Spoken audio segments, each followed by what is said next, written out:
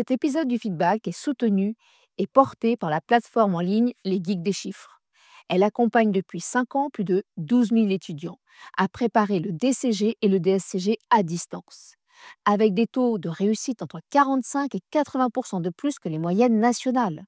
Sur la plateforme en ligne, vous trouverez à la fois des vidéos très simples pour comprendre l'ensemble des cours sur l'ensemble des UE, des cours en PDF, des cas pratiques corrigés en vidéo, des quiz pour vous entraîner et des fiches de révision. Tout ça pour un abonnement sans aucun engagement, résiliable en un seul clic. Vous pouvez aller directement découvrir la plateforme Les Geeks des chiffres en description de cet épisode. Bonne écoute! Salut, bienvenue sur le feedback, un nouvel épisode et dans ce nouvel épisode, on a une super invitée, quelqu'un qui a un profil vraiment atypique. Un profil unique, c'est quelqu'un qui est en DCG et c'est quelqu'un qui a commencé par de la pâtisserie. Et ouais, la pâtisserie, ça mène à l'expertise comptable et on va voir avec Imen comment on a fait pour devenir, pas encore expert comptable, mais dans la filière expertise comptable, alors qu'on a commencé par faire des gâteaux. Bonjour Imen. Bonjour. Merci d'avoir accepté l'invitation sur l'épisode, enfin sur le feedback. Et du coup, est-ce que tu peux commencer par nous raconter comment tu es arrivé d'abord en pâtisserie, voilà, et ensuite on passera au DCG. OK. Du coup, moi, j'ai fait un bac STMG. J'ai énormément aimé, du coup, la gestion finance car j'avais pris la spécialité gestion finance et on va dire que c'était toujours un rêve de petite fille de devenir pâtissière car, depuis que je suis très jeune, on va dire, je fais énormément de cuisine avec ma famille. On me reçoit beaucoup chez moi. Donc en fait, dans ma tête, c'était directement un un petit rêve d'enfant. Donc je me suis lancée après, du coup, mon bac, parce que je voulais quand même avoir un petit bagage, de faire un CAP post-bac en pâtisserie. Donc j'ai fait 1 an d'école, à Ferrandi et après j'ai quand même voulu continuer et du coup, j'ai travaillé 1 an dans une entreprise. Donc ça m'a énormément plu, mais on va dire que le rythme, ne collait pas avec, du coup, mes ambitions futures et c'est là où j'ai repris mes études dans le DCG. Donc en fait, tu as fait l'école Ferrandi. C'est ça. En quoi ça consistait exactement? C'était beaucoup de formations, pratiques. J'avais peu de théorie. Donc c'était, vraiment j'avais, que 4 jours dans la semaine, c'était que de la pratique, donc on appelle ça des TP et en gros, on pratique énormément la pâtisserie, on apprend des recettes. On est vraiment avec des profs qui nous accompagnent, tout au long de notre formation et on va dire le seul jour de théorique, c'était vraiment sur tout ce qui était aspect, matières premières, les stocks, tout ce qui était, ce qu'un pâtissier devait, connaître de base. D'accord, ok. Donc ça, c'est pendant 1 an. C'est ça, Et ensuite, tu vas travailler 1 an. c'est ça. Donc en fait, après le bac, tu as 1 an de formation et 1 an en salarié Mmh. dans une pâtisserie. C'est ça. Ok. Et là, mais comment ça se passe? Là, c'est très intense, donc les métiers de bouche, c'est des métiers assez difficiles, donc des horaires je travaillais de nuit, j'avais des horaires de nuit et de matin, énormément et c'est beaucoup de production, beaucoup d'heures sup et c'est un métier qui est vachement physique et vachement difficile, au niveau des conditions de travail. Mais c'est un très bon métier, c'est pour ça que je l'ai continué même pendant 1 an, mais ouais, c'est un rythme qui est assez, soutenu, on va Ok. dire. Et en fait, c'est ce rythme extrêmement soutenu qui prend beaucoup sur la vie privée, puisque du coup, le soir, ça veut dire qu'on rentre souvent très tard, alors que la famille, elle est certes souvent couchée. Et le matin, on se lève très tôt, c'est-à-dire qu'on se lève souvent tout seul. Et qu'on ne voit pas encore aussi sa famille. Donc c'est vrai que les métiers de bouche, c'est vrai que ce sont des métiers très contraignants. Et moi, j'ai une nièce qui est dans la restauration et effectivement, eh bien, c'est un rythme très particulier. Le soir, elle rentre tard. Le matin, en fait, elle commence quand même assez tôt. Elle a une pause en milieu de journée, ce qui fait qu'elle est en fait, elle est complètement asynchrone avec le reste de la famille. C'est ça. Ouais. Donc c'est pour ça que, ouais, ça fait un contraste entre vous et la société en elle-même, quoi. Parce qu'on est, jours fériés, fêtes et tout, donc il y a rien qui est fait pour qu'on essaye d'avoir une vie, sociale à côté. Ouais, ça c'est vrai aussi parce que en fait, c'est pendant les fêtes que les gens vont au resto ou commandent des Ça. pâtés, enfin, commandent des gâteaux, veulent des gâteaux. Mmh. Et donc, du coup, il faut bosser C'est ça. pendant que les autres font la fête. Et donc, c'est vrai que ce sont vraiment des choix de vie qui sont compliqués. Mmh. Je suis vraiment d'accord. Et donc, du coup, donc, tu t'es dit, ça, c'est pas possible par rapport à la vie que je veux quand même. C'est ça. Et donc, tu es revenu sur ton bac STMG et donc la gestion finance. Oui, c'est ça. Mais bon, avec un bac STMG, gestion finance, il n'y a pas que le DCG. Donc, tu as fait le choix direct du DCG, alors que tu aurais pu bien, par exemple, faire un choix de BTS compta gestion. Pourquoi tu as fait le choix du DCG et pas du BTS? J'ai fait le choix du DCG parce que, quand j'étais en bac STMG, il y avait du coup le DCG dans mon établissement et qu'on m'avait, fait entre guillemets «une petite formation» sur, ce que proposait le DCG, les débouchés que peut avoir aussi le DCG et je me suis dit aussi que, vu l'âge entre guillemets que j'avais, j'allais plutôt perdre une année si je passais par le BTS plutôt que directement me lancer, dans le DCG, même si c'est clair qu'il est beaucoup plus difficile à avoir qu'un BTS. Mais du coup, je me suis dit: «Bon, bah, on va prendre le courage à 2 mains et on va essayer de éviter de perdre une année» parce que quoi qu'il arrive, je me suis dit que niveau débouché, niveau qualité, avec ce diplôme, c'est mieux d'avoir un DCG qu'un BTS. Mais voilà, du coup, j'ai directement voulu, rentrer dans la filière du DCG. OK. Est-ce que là, tu es en DCG, en troisième année de DCG. Est-ce que ça, c'est déjà un regret ou pas du tout? Non, je suis très fière d'être arrivée, en troisième année parce que c'était beaucoup de travail et au final, en première année, je me sentais pas forcément capable d'y arriver. J'étais très stressée d'intégrer la filière parce que déjà, j'étais la plus vieille de la Ça ne filière. te voyait pas du Merci et du coup, j'avais beaucoup d'a priori parce que ça faisait quand même pas mal de temps que j'étais pas retournée à l'école, que la vie, du coup, la vie de salarié, m'avait pris quand même pas mal le dessus, donc les tips d'étudiants, j'en avais plus du tout. Donc j'étais très stressée. Bah, au final, c'est une belle surprise parce que je me suis épatée moi-même à rentrer, à arriver jusqu'en troisième année et avec la note que j'ai eue. et ça, c'est des moments qui me font ultra plaisir vraiment à titre personnel en tant que prof, de me dire, les étudiants sont fiers de ce qu'ils accomplissent et ça leur fait du bien, ça fait du bien à la confiance, ça fait du bien à l'estime de soi Mmh.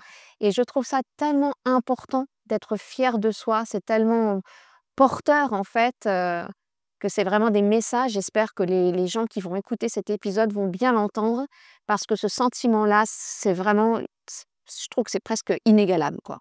Ouais, je suis d'accord. De savoir qu'on peut, au final réussir, même avec un peu de difficulté, mais on peut réussir et être fier de ce qu'on a accompli, c'est quand même cool. Super et ben, génial. Bon, moi, je trouve ça absolument génial et ça, c'est topissime.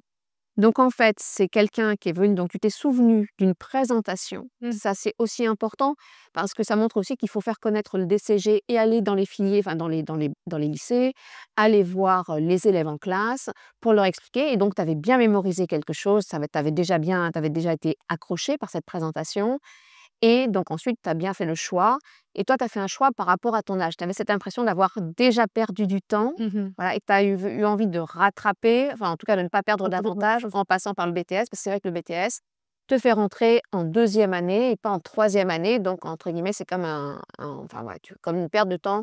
Bon moi je ne le vois pas comme ça du tout, mais je comprends que chez les jeunes ce soit le cas. Mmh. OK. Donc tu rentres en DCG et quel choix as-tu fait en DCG? Est-ce que tu as choisi l'initiale ou est-ce que tu as choisi, l'alternance? L'initiale, j'ai préféré, on va dire, miser tout sur, le diplôme que je vais avoir, plutôt qu'essayer du coup, d'avoir encore une vie, à côté professionnelle, plus étudiante. Je me suis dit là, en sortant de mon emploi, c'était mieux que je me consacre exclusivement au DCG pour l'avoir et au maximiser mes chances, de l'avoir. OK. Hem, comment dire? Et comment tu rentres en DCG, donc tu choisis l'initiale et comment tu t'imagines à la sortie? Déjà là, en première année, comment tu te vois? Comment tu te projettes?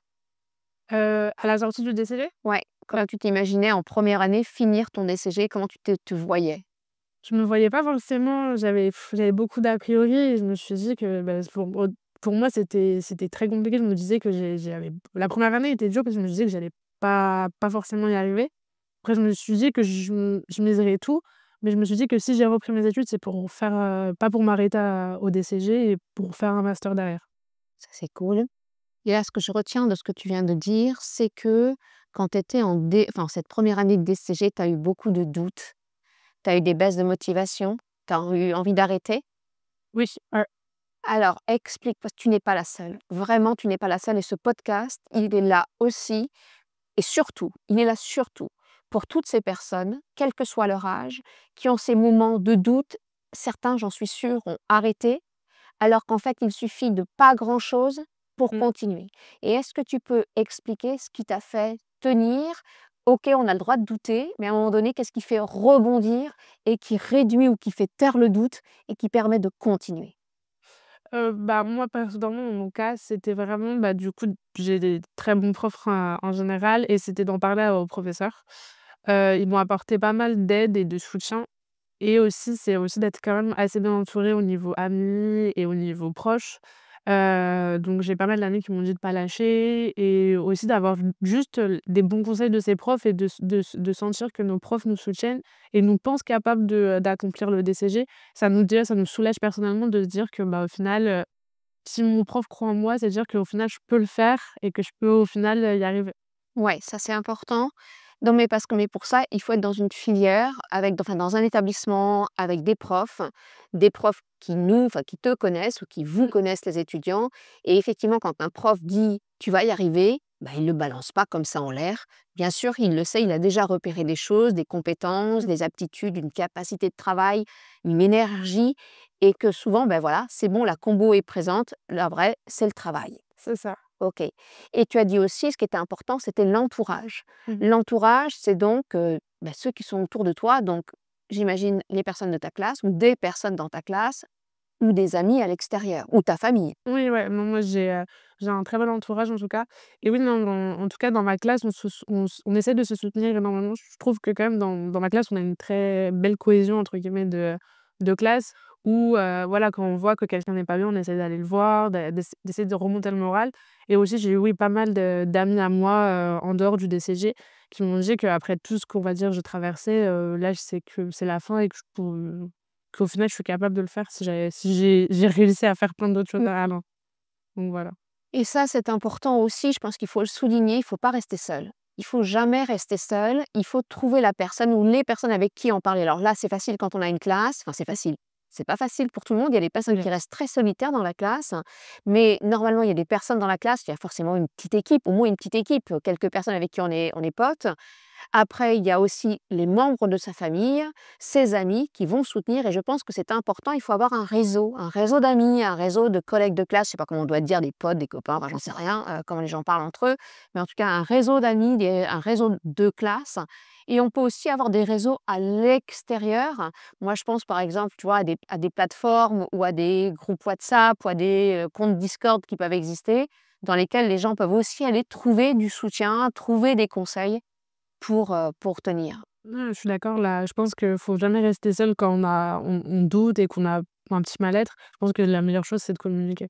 C'est Mmh, communiquer avec une personne où on se sent en confiance et on sait que ça va pouvoir, on va dire, débloquer le problème. ouais, et c'est aussi pour ça que ce podcast est là et que, effectivement, j'essaie aussi perso de tenir ce rôle de pouvoir être un interlocuteur le mieux possible, le plus possible dans les moyens humains, dont je dispose. Mais effectivement, je crois beaucoup dans ces valeurs-là. Ça, c'est hyper important.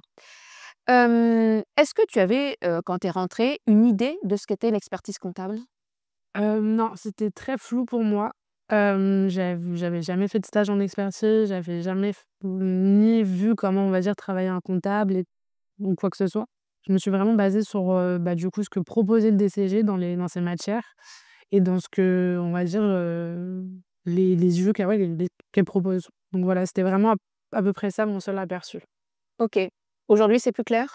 Oui, ouais, Comment c'est devenu plus clair? bah, j'ai fait des stages, du coup, on fait des stages avec le DCG, donc en première année, en deuxième année.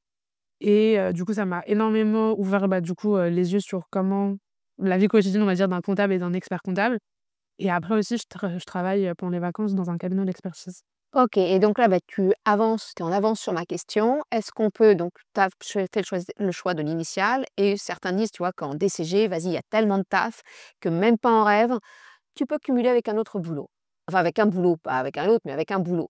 Et donc j'entends beaucoup ça, j'entends ça notamment d'enseignants, hein, qui disent: «Ah non, il faudra arrêter le boulot» et cetera. Et puis en fait, moi, je constate dans la réalité que mes étudiants, ils bossent en fait. Et Mmh. donc toi, tu travailles à côté. Alors, du coup, tu travailles où? Tu travailles combien de temps? Pourquoi tu travailles?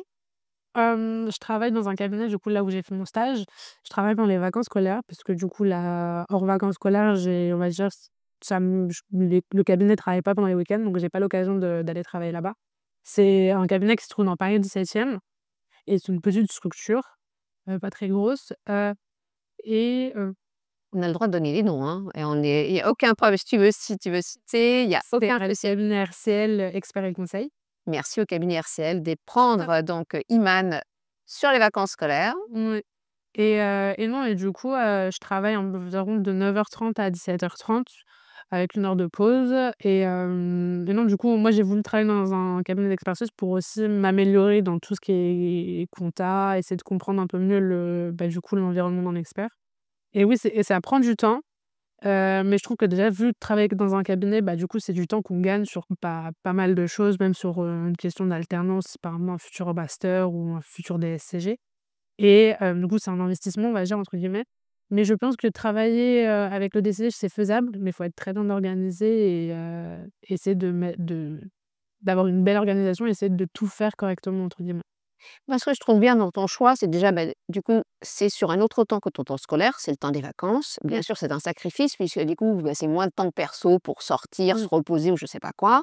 Mais par contre, tu es directement dans un cabinet et donc tu développes déjà des compétences pro, sachant que tu as pas fait l'alternance et bon, quand même, ça fait pas mal de semaines parce que ça te fait au moins, 6 enfin combien? 6 semaines chaque année, ouais, fois toutes les années scolaires, j'imagine que tu fais ça depuis la deuxième année, la 3e année, donc sur 2 ans, ça fait quand même une expérience bien supérieure à celle d'un stage et tu es déjà dedans, quoi. Donc tu as déjà les contacts, tu as déjà un expert comptable qui peut te recommander si tu ne fais pas, par exemple, ton alternance chez lui.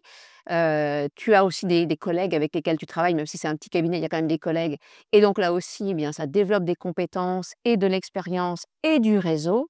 Donc ça me paraît être un bon tip, c'est ça, de se dire: «Je trouve un job étudiant en cabinet sur mes vacances scolaires». ouais, Voilà, ça c'est c'est un super bon tip ça, je trouve. mmh, ouais, voilà, Qu'est-ce que tu fais concrètement? Qu'est-ce ouais. qu'on te fait faire dans ce cabinet pendant ces semaines de vacances ou en fait, qui sont des semaines de travail? J'ai fait pas mal de choses, j'ai commencé par tout d'abord, tout ce qui est facture d'achat et de vente.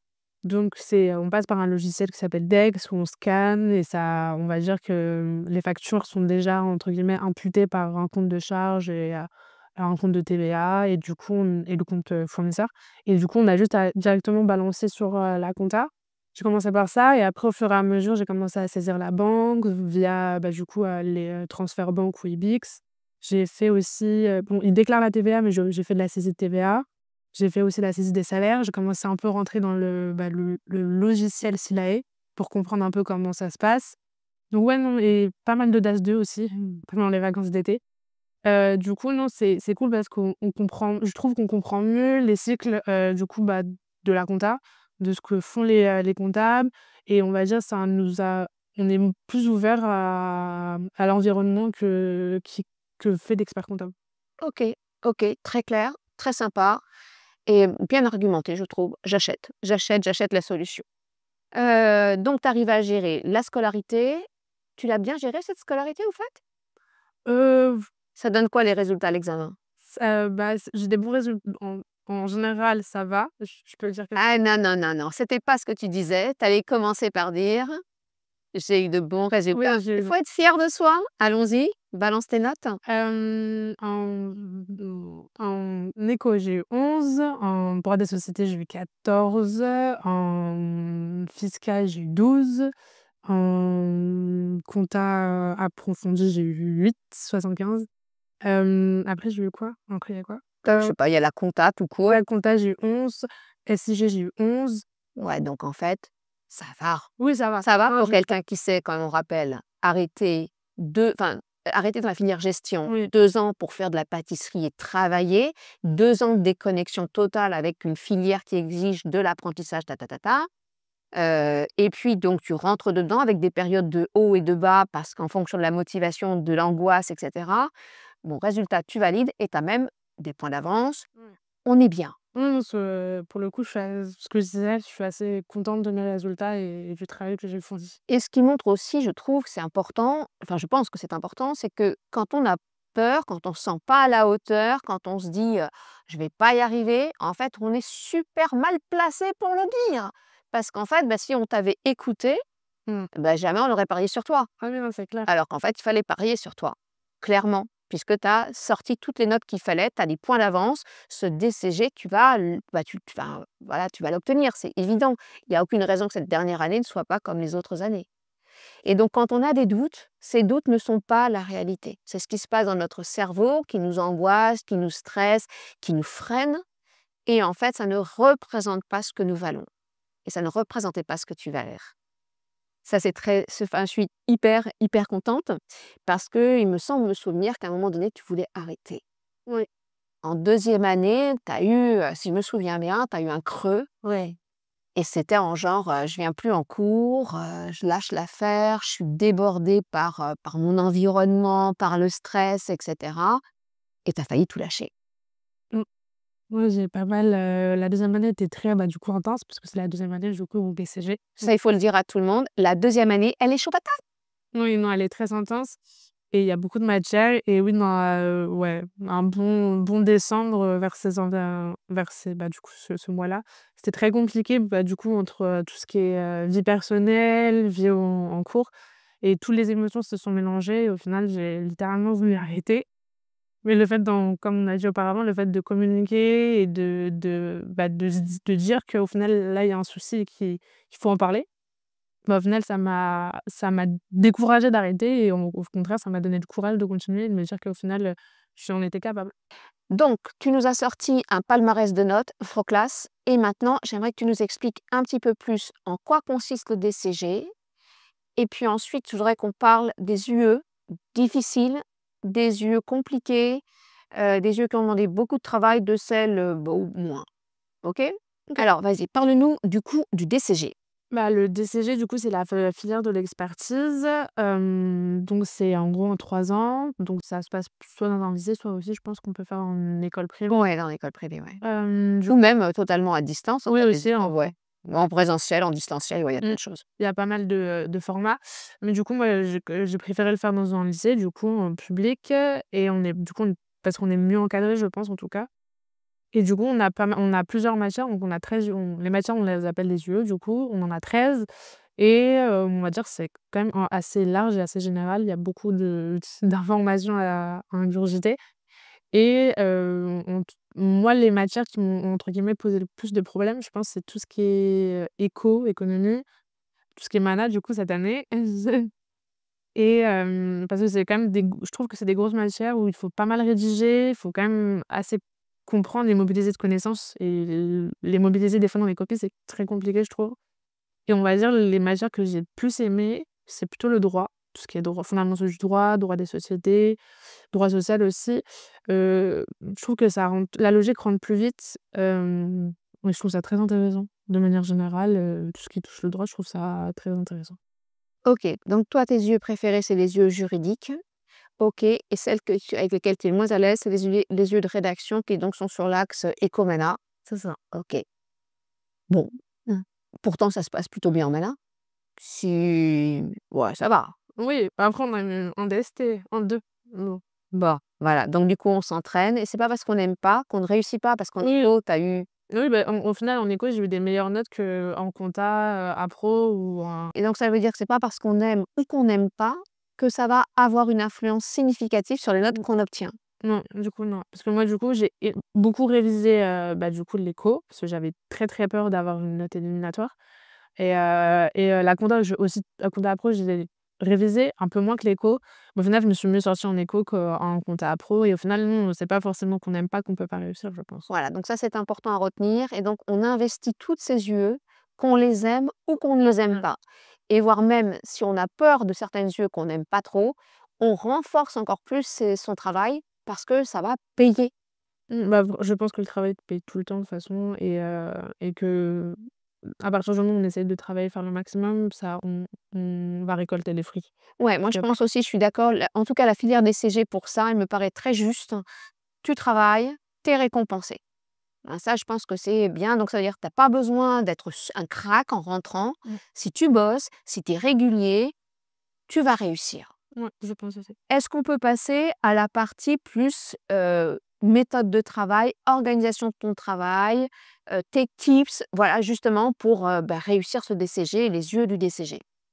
Du coup, moi, on va dire mes tips, c'est tout d'abord les fiches. Je peux pas, j'y arrive. Elle est encore une personne dans le gang des ch'tis. C'est plus une team, hein, maintenant, c'est un gang. Je crois que c'est un gang. Ouais, c'est clair. Non, mais moi, c'est les polis, énormes avec énormément de pages, j'ai du mal à voir clair. Du coup, après je fiche, mais j'écris beaucoup. J'ai réécrit à peu près, pas mal de fois le cours, mais après je fais des petites fiches où toutes les informations essentielles, elles doivent être écrites. Mais ouais, moi j'aime beaucoup, on va dire retenir par, l'écriture et les fiches. C'est voilà, OK, donc ça veut dire que tu réécris le cours? ouais, pas en entier, j'essaie de synthétiser ce qu'il faut, mais je l'ai réécrit d'abord le cours et après Et de mon cours, ce que j'ai fait, je fais des fiches, OK, des petites donc fiches. tu fais en 2 étapes, en Mmh. fait. Donc tu réécris de manière un peu plus synthétique le cours avant de passer à l'étape fiche. Ouais, Comme si cette période intermédiaire, là où tu réécris, ça te permet déjà de mieux assimiler, de faire déjà un premier tri entre ce qui doit vraiment être retenu de ce qui est peut-être un peu plus accessoire. ouais, c'est ça. OK. Les polis sont quand même assez denses. Ouais, c'est pas faux, c'est pas faux. Ces fiches, du coup, tu les fais comment? Même chose à la main, ordi? Non, à la main, moi, À la j'aime, préfère écrire, ça rend plus je trouve, plus simple dans la tête. Que, ordinateur, j'ai du mal encore avec le support et même, tout ce qui est in informatique, je préfère le papier et le stylo. le papier et le stylo, à l'ancienne, ça marche. Donc ces fiches, ensuite, tu t'en sers à quel moment? Est-ce que régulièrement, ponctuellement? Assez, bah, je pense avant, on a des dates du coup de DST, de devoirs et du coup en amont, bah, je prends les fiches et j'essaye, on va dire, tous les soirs ou avant mon DST de balayer tous les chapitres que je dois avoir, et d'apprendre au fur et à mesure avec mes fiches. Ça peut être au quotidien, même des fois je fais intervenir soit ma mère ou soit des amis qui sont à la maison pour m'aider à apprendre ou à me poser des questions, en même temps que je fais à manger ou quoi. On en revient sur cette idée de: «Je le fais pas toute seule». Ouais. J'ai une invitée, Émilie, elle le fait avec ses cochons d'Inde. Ça, je crois que je vais le sortir sur tous les épisodes tellement quand elle m'a sorti ça, je suis restée: «Tes cochons d'Inde». Voilà, mais en tout cas, elle le fait avec quelqu'un d'autre, donc elle récite ses cours à ses cochons d'Inde et toi, tu le fais avec ta famille, tes parents, enfin ta mère, enfin des personnes qui peuvent te poser des questions, même s'ils comprennent rien à ce qu'ils Oui. disent, c'est pas grave. C'est ça, vu que j'ai beaucoup souvent du monde à la maison, j'essaie de, bah, au final, faut être toujours au four et au moulin. Du coup, bah, j'en profite pour en même temps qu'on m'interroge, en même temps que je fasse quelque chose, comme ça, au moins, j'essaie de pas trop perdre de temps dans la journée. OK, ouais, le temps est précieux, en tout cas, on comprend ça dans ce que tu dis. Le temps est souvent précieux dans ta vie d'étudiante Mmh. et donc chaque moment est un petit peu optimisé. Ouais, ouais, ouais, parce que oui, c'est clair qu'en tant qu'étudiant, souvent, bah, du coup, en deuxième année, on a des très grosses journées, je trouve. Et du coup, le soir, en plus, moi, j'ai des petites sœurs, donc le soir, j'avais mes sœurs, les devoirs. Donc c'était soit je travaille après 20h jusqu'à pas d'heure, soit, j'essaie d'optimiser pour essayer de caler un peu tout partout, essayer de me coucher assez tôt quand même. OK, donc l'important aussi du repos, tu dis, pour Ouais. réussir? Ouais, moi, je pense que le repos, c'est primordial. Des fois, il faut débrancher, je pense, parce que quand on absorbe trop d'informations d'un coup et qu'on travaille trop d'un coup, je pense que c'est pas forcément très très, très «bien» entre guillemets. Mais je pense que ouais, il faut se consacrer du repos et même des temps pour soi, des temps pour décompresser ou faire du sport ou peu importe, ce qui nous fait du bien en général. Mais essayer dans la semaine de se dire: «Bah, je prends au moins 4 5 heures à me concentrer sur moi», je OK, pense. 4-5 heures par semaine Ouais, pour soi? ouais, OK, donc on fait ce qu'on a envie de ouais, faire, tout à ce qu'on fait. aime, donc du sport, dormir, la télé, cinéma, les Oui, après potes, les sorties, le sport, je pense qu'il faudrait en tout cas, moi, je le casse plus régulièrement dans la semaine parce que j'en D'accord. ai besoin pour, souffler. Mais je pense que oui, dans la semaine, il faut essayer au moins de se consacrer, pardon, à 5 heures où on fait vraiment ce qu'on a envie de faire, pendant ces 5 heures. OK, et le sport, tu dis donc tu en fais régulièrement, Ouais, j'essaie d'en faire, assez donc plusieurs fois dans la semaine? OK, des tranches de combien de temps? heu, d 2 heures. J'essaye de OK, faire 2 heures et trois fois dans la semaine. Ça, je peux aller plus, je vais plus, mais c'est rare que si déjà j'arrive à caler 3 séances, c'est cool. et c'est des séances de quoi? De muscu, soit j'arrive à aller à mon ancien club d'aviron, sortir un bateau. Soit aviron, ça c'est original, hein, après, Oui, tu as jamais fait de l'aviron? bah, j'ai connu ça quand j'étais au collège. Ouais, je OK. suis tombée dedans, ouais, au collège, pareil, par c'était un concours qu'on devait faire au collège et au final, ils ont un stage gratuit. Ça m'a énormément plu et j'en ai fait pendant très longtemps. Et tu es devenue championne d'aviron? Oui, Bah, faut quand même le dire, c'est dire qu'on enfin, ouais. tu excelles quand même dans de nombreux domaines.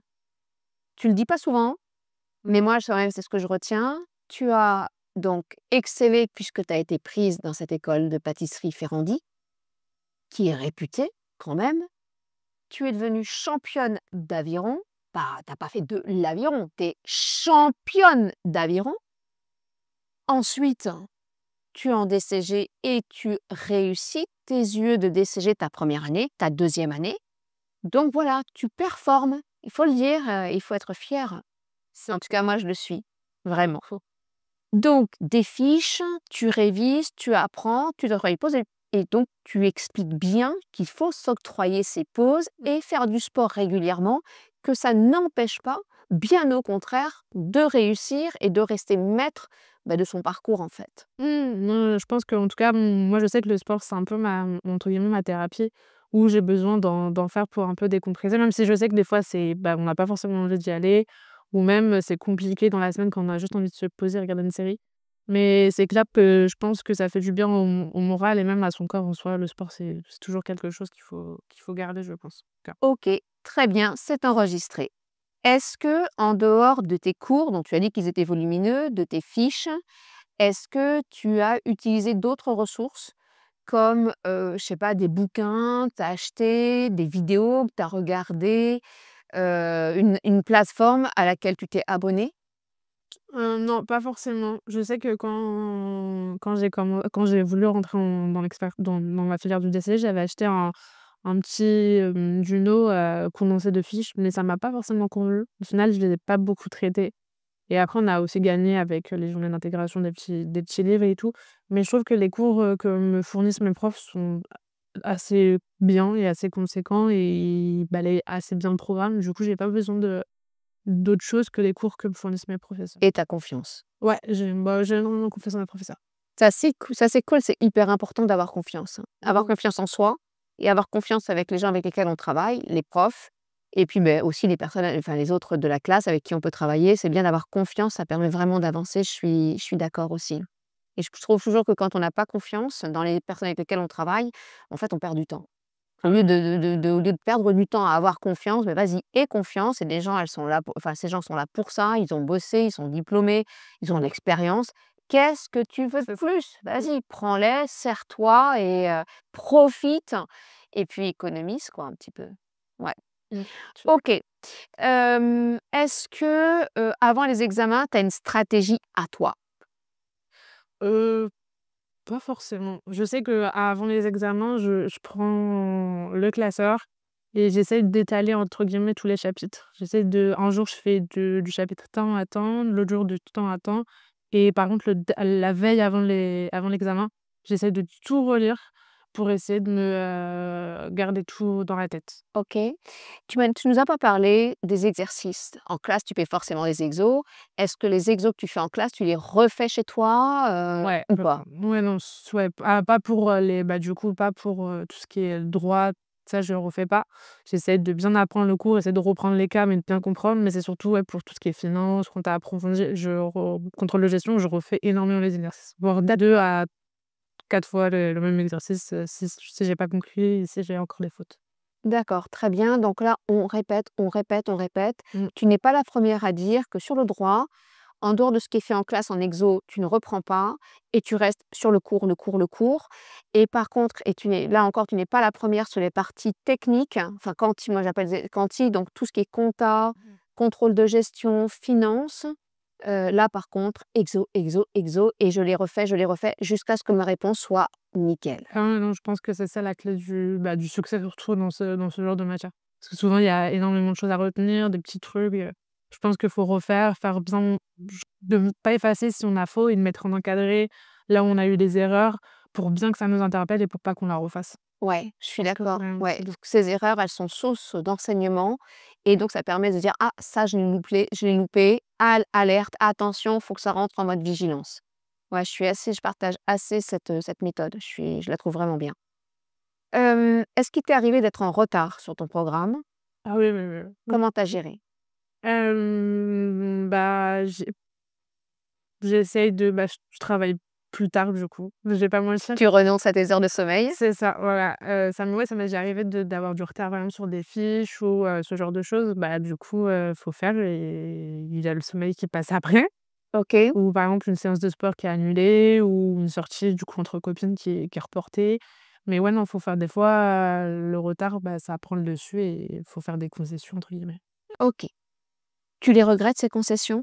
Non, Non. non, Donc OK, sur le moment, c'est un petit peu, non. voilà, c'est contraignant, tu aurais préféré effectivement sortir et cetera, mais il y a une priorité et en fait, ça coûte pas si cher que ça à la fin. Mmh. Bah, au final, je pense qu'on en fait tous des concessions et il faut savoir ce qu'on veut et la priorité pour moi, c'était le DCG. Donc j'en ai fait pas mal, mais au final, je suis contente, du résultat à l'arrivée. OK, je vais te poser une question parce qu'il y a dans le feedback, il y a un truc, qui revient régulièrement, c'est la question mythe ou réalité? Mythe ou réalité, en DCG, il y a beaucoup de travail. Non, réalité. Réalité. Bon, j'attends toujours la personne qui va me dire: «Mythe». Alors, toi, tu es en DCG, tu finis ton DCG, tu es sur ta troisième année et j'aimerais qu'on parle UE13. Donc rapport enfin communication professionnelle et là, on est donc, on est bien avant la date de remise, mais enfin bon, c'est quand même Bientôt. c'est bientôt, enfin c'est dans un peu moins de 2 mois. J'aimerais que tu nous parles de cette UE dans laquelle tu es dedans, tu es en plein dedans et que tu nous racontes, comment ça se passe depuis le début, donc depuis le mois de septembre où du coup tes profs t'ont dit: «Ben voilà, il y a un rapport de stage, ta ta ta ta». Comment ça se passe et comment tu te débrouilles?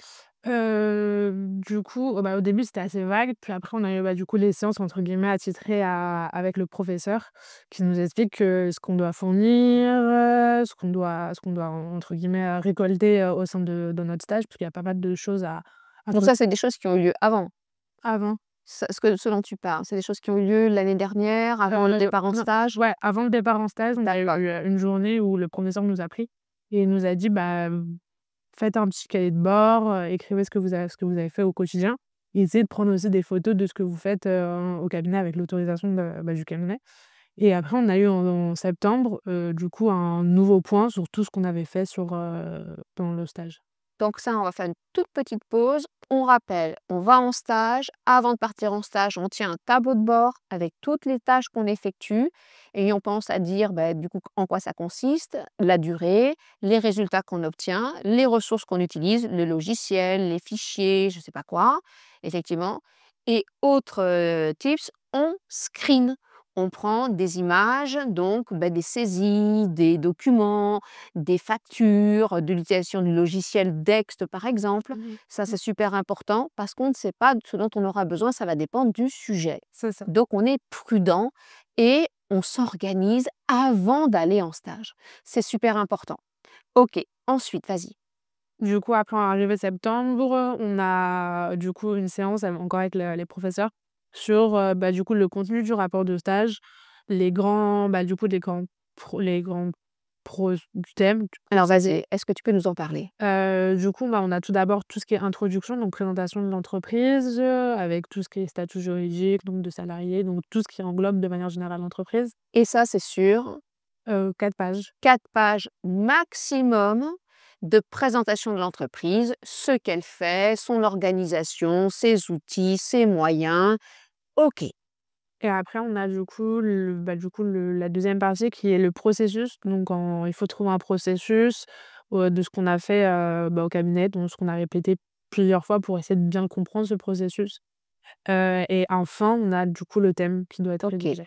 On va revenir sur le processus. Le processus, le tien, c'est lequel? Tu as C'est pris quoi comme déclaration de TVA. déclaration de TVA, un bon processus classique. Mais on aime les trucs classiques, ça passe crème.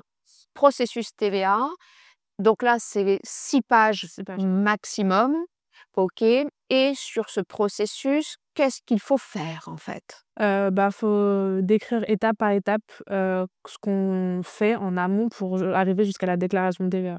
Donc faut vraiment, décrire, tout du petit A, comment les factures d'achat, tout ça, jusqu'à, du coup, la déclaration de TVA qu'on fait. OK. Et une contrainte, il faut utiliser un logiciel spécifique, un logiciel professionnel comme Dext par Mmh mh. exemple, ou comme alors si c'était de la paye, Silae par Mmh. exemple. Mais il est impératif de mobiliser un logiciel professionnel et attention, Excel n'est pas un logiciel professionnel. OK. Et on va passer à la deuxième grosse partie, 30 pages maximum sur le thème. Quel est ton thème? C'est les enjeux, le thème en général, c'est l'organisation au sein d'un cabinet d'expertise et en gros, c'est dispatché en grand A et en grand B sur tout ce qui est enjeu, sur le client, donc les attentes du client, ce qu'il doit fournir et en grand B, c'est tout ce qui est dans l'organisation de l'entreprise, comment l'entreprise met des moyens pour, du coup, améliorer La relation client? c'est ça, la relation client, aussi avec aussi ses collaborateurs, comment améliorer les conditions avec les collaborateurs, donc pour avoir, ça englobe l'environnement du cabinet. Donc OK. OK, donc tu es sur un thème qui tourne surtout sur la relation cabinet-client et comment le cabinet donc arrive à gérer cette relation ou à l'améliorer dans sa relation directe, mais aussi avec le travail sur l'organisation du travail, enfin, du travail, des équipes, au sein du cabinet, au service du client.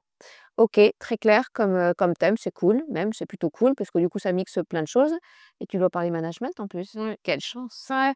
Pour celles qui n'aiment pas le management, quel choix! Ça marche et comment tu gères parce que là c'est 30 pages, bon maximum, mais bon en gros c'est une 25 à 30 pages. Comment tu gères ces pages? Tu en es où là aujourd'hui? J'en ai fait 7. Il en reste 18 à 23. OK. Ouais, c'est déjà ça. J'essaie de faire un brouillon toujours, au papier et au stylo pour, essayer de mettre entre guillemets «mes grosses idées» et après, j'essaie soit de faire des recherches, soit demander aussi à mon cabinet, comment m'aider à rédiger, quels documents je peux leur piquer pour, m'aider de mon rapport. Donc c'est cool parce que je suis vraiment en transmission, très directe avec mon cabinet vu que je travaille souvent chez eux. Et là, c'est aussi le deuxième, enfin, c'est l'autre intérêt de ton travail pendant les vacances, mais c'est que tu peux donc aussi avoir accès à de l'information. Il te manque quelque chose, mais là, tu peux l'obtenir. Il y a un truc que tu as pas bien compris, tu peux poser la question. Mmh. Enfin, vraiment, c'est une combinaison parfaite, ça. Ouais, pour le coup, oui. Ouais, ça, c'est top. Et après je commence à essayer de rédiger, je mets aussi un peu du coup, tout ce qui est un peu IA pour essayer de, du coup, pas faire beaucoup de fautes d'orthographe, pour essayer aussi de me donner un peu des idées, parce que des fois, c'est vrai que quand on est devant l'écran avec la page, c'est dur de commencer à Inspiré. ouais. Mm. Donc je pense qu'il faut pour le rapport, il faut communiquer un peu tout document et toute information qu'on peut essayer de grappiller, autour de nous. Et ça, c'est important aussi. Il faut penser à illustrer son thème. Donc, il faut des documents concrets, des documents réels que le cabinet peut fournir, donc bien sûr en respectant les principes de confidentialité. Ça, c'est hyper important Mmh. aussi. Ouais, il est important pour le jury de savoir, enfin de voir, enfin de vivre ta vie de stagiaire et ce que tu as fait pendant le stage et se rendre compte effectivement de ce qu'est un client pour un expert comptable, effectivement des difficultés ou des problématiques du client et de comment on entretient cette relation et ce que ça suppose pour le cabinet en termes de moyens pour y parvenir. OK, donc ça c'est important, c'est clair, je pense. Est-ce que tu vois d'autres choses dont on a besoin quand on est étudiant en DCG pour être prêt quand il va falloir passer en troisième année au rapport de stage? Quels sont tes conseils, toi? Essayer aussi de pas mal travailler, sur son éloquence et sur tout ce qui est communication, parce que je pense qu'on commence en DCG à avoir pas mal de petites séances comme ça. Mais je pense que ça va énormément aider sur, du coup, sur, l'oral qu'on a. Parce que la partie écrite, on va dire, on sait, on a nos profs qui sont là, on a pas mal de moyens maintenant, que ça soit sur internet ou même avec nos professeurs pour essayer de faire un rapport écrit assez pas mal. Mais je pense que ça peut pénaliser, c'est surtout l'oral et il faut pas mal s'entraîner à tout ce qui est éloquence, même essayer de parler en public. Des fois, c'est dur et des fois, pour les gens timides, c'est compliqué, Mmh. mais des fois, il faut essayer de le faire. Et je crois que dans ton établissement, il va y avoir des séances qui vont être consacrées à la prise de parole en public pour justement travailler cette éloquence et cette prise de parole devant ce jury, voilà, que tu vas découvrir donc au mois de juin. Ouais. OK. Est-ce que tu aurais d'autres conseils, d'autres choses que tu voudrais partager sur le DCG en général pour aider des personnes qui, comme toi, à un moment donné, se retrouvent dans: «Qu'est-ce que je fais? Bon, allez, vas-y, je vais en DCG». Qu'est-ce que tu leur dirais pour maximiser leurs chances et pour qu'ils restent en DCG et qu'ils évitent d'abandonner? Comme on a dit auparavant, c'est vraiment la communication. Essayer du coup, de quand même garder, une vie sociale, essayer de communiquer, essayer de prendre du temps pour soi. Mais essayer de se dire aussi que si vous voulez le décider, il va falloir travailler et être conscient qu'il faut travailler pour avoir, entre guillemets, «le diplôme». Ouais, le DCG, on l'a pas au talent. Ouais. Et ça, c'est une réalité. Ouais, c'est clair. Ouais. Et que ceux qui racontent autre chose, perso, moi, je les crois pas. Oui, moi non plus. Moi non plus. Je vais te poser 2 dernières questions. La première, c'est quel est le cliché que tu voudrais voir disparaître sur la filière expertise comptable et plus particulièrement pour toi, pour le DCG? Le cliché de on est très, enfermés dans nos bulles et c'est pas du tout le cas. Je pense qu'on est comme tous les étudiants que ça soit à la fac ou en médecine, n'importe où en fait, en général.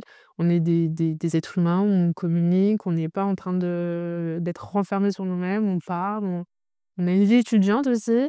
Donc non, c'est le stéréotype de, oui, les comptables sont dans leur bulle, avec leurs petites lunettes. Non, c'est pas le cas. Non, d'ailleurs, tu ne portes pas de lunettes et non, les étudiants de DCG ne sont pas de gros introvertis. Ça, c'est un pur mythe. Dernière question, qu'est-ce que tu aimerais faire savoir sur la filière? Qu'est-ce qui mériterait d'être communiqué sur la filière expertise? Je je pense qu'au final, c'est que les personnes qui font le DCG, qui arrivent à avoir le DCG, c'est des personnes qui ont une très grosse force de travail et qui ont des compétences, je pense, assez techniques parce que le DCG est quand même, comme on a dit, encore, un diplôme très technique et que c'est un très bon diplôme en général. Je pense que c'est ça qu'il faut je pense faire écho parce que le DCG, c'est quand même un diplôme qui est pas très, très connu en dehors des experts. Et qu'au final, ça peut permettre pas mal de débouchés et ça donne des compétences et une rigueur qui est une discipline aussi, qui est quand même assez pas mal. Ok, super. Merci Imen pour ce moment passé et tous tes conseils et tout ton partage. Ah Merci beaucoup.